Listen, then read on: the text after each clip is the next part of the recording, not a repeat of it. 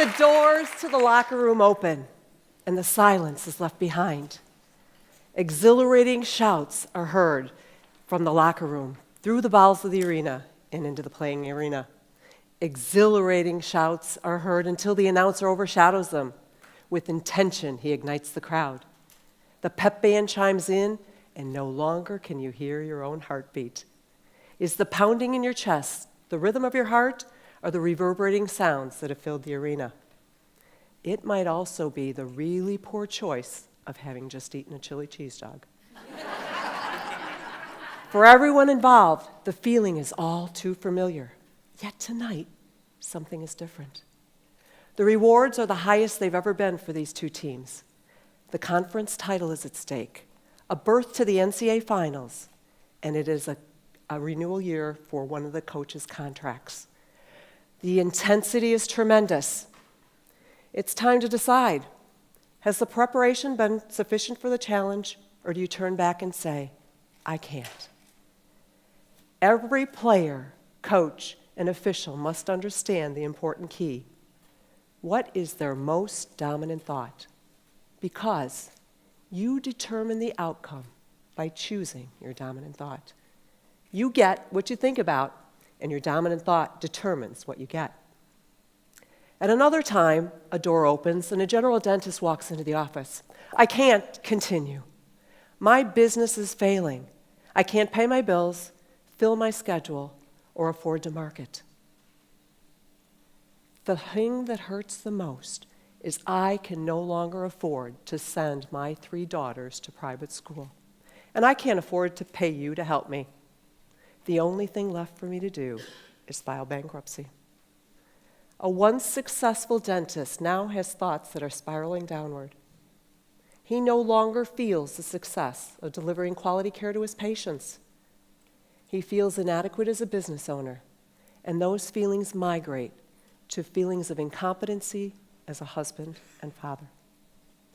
These beliefs held so deeply in his subconscious mind for so many months of non-productive schedules then lead to a feeling of incompetency as a care provider, and finally to losing a dental team that was passionate and capable.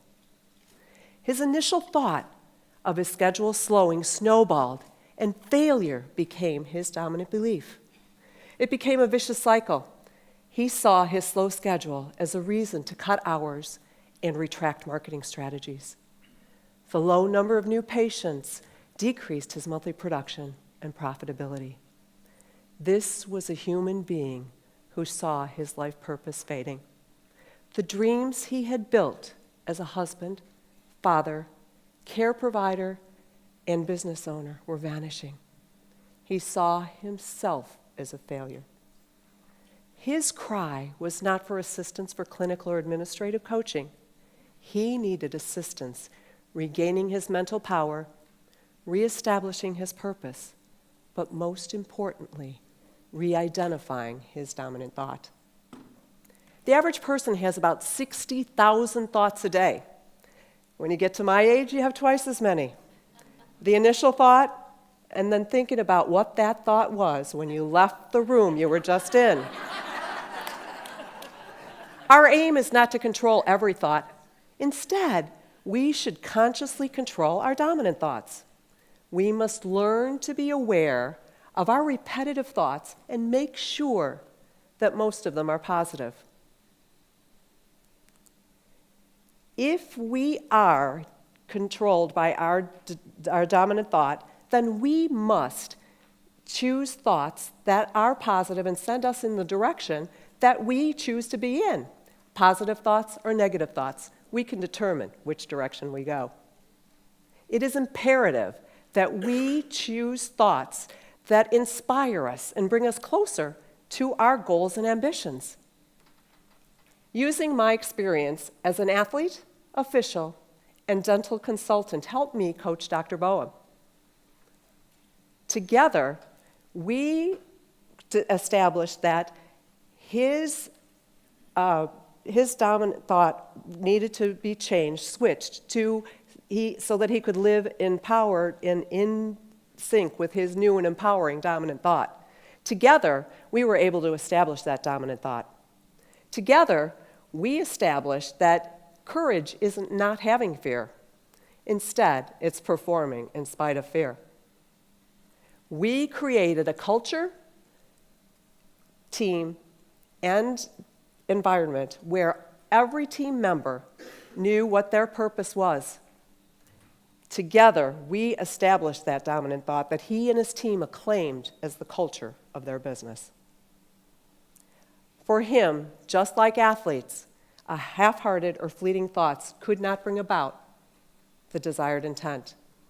He had to determine that he would be in every day, and he remains so to this day.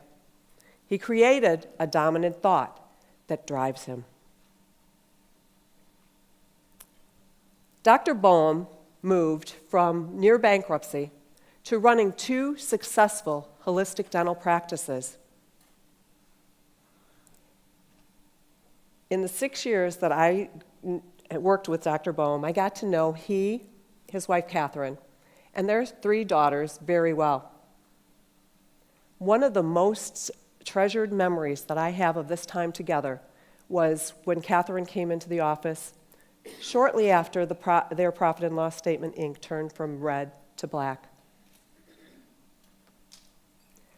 My fondest recollection was when she came in, she put her hand softly on the side of my face and looked me in the eyes and said, "Thank you for giving me my husband back." Actually, Kevin deserves the credit for that. He was aware that he needed help and trusted in the coaching. Going back to the conference title match, the experience I had that night officiating the NCAA volleyball match between Northern Illinois University and Ohio University was forever burned in my mind. Northern was slated as the underdog.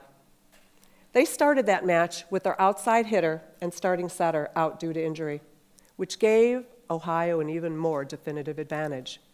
And yet, the players, coaches, and remaining team members were prepared, and they were focused on their individual and collective dominant thought. Northern won the first set, which took everyone by surprise. They ended up winning that match in 5 intense sets. They succeeded as the conference division champions, and they went on that year to win the NCAA finals. Coach Ray Gooden's contract was renewed, and he was selected as the Coach of the Year. Their dominant thought allowed them to succeed as national champions by overcoming all the odds.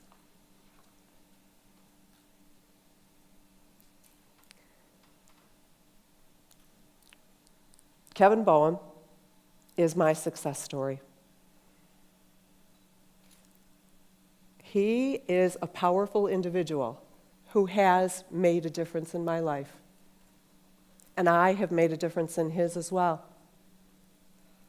We are together a story that we can share as dominant thoughts and how we overcome the odds. He is really living the dream that he was entitled to. His children now have the opportunity to live in the footsteps of their father.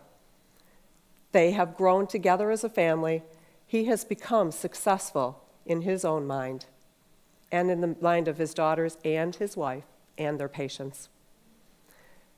Thoughts mold our beliefs. Beliefs direct our actions. Actions determine the results we achieve in our lives. Your reality is made by defining, creating, and igniting a dominant thought so powerful that it controls you, so intense that it moves every conscious and subconscious thought that you have. Create your best reality, and then, in your role as a professional dental coach, help someone else create theirs.